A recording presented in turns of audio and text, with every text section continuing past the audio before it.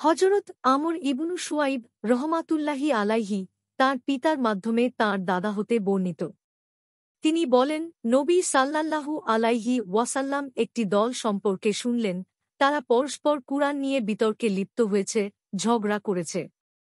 তখন তিনি বললেন, নিশ্চয়ই তোমাদের পূর্বেকার লোকেরা এ কারণেই ধ্বংস হয়ে গেছে। তারা আল্লাহর কিতাবের এক অংশকে অন্য অংশের দ্বারা বাতিল করার চেষ্টা করেছিল। অথচ আল্লাহর কিতাব অবতীর্ণ হয়েছে তার এক অংশ অপর অংশের পরিপূরক হিসেবে ও সত্যতা প্রমাণ করার জন্য।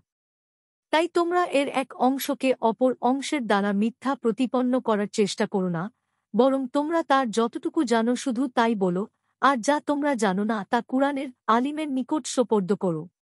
আহমাদ 2702, ইবনু মাজাহ 85। হাদিসের শব্দ আহমাদের। মিশকাতুল মাশাবিহ 237। হাদিসের মান হাসান।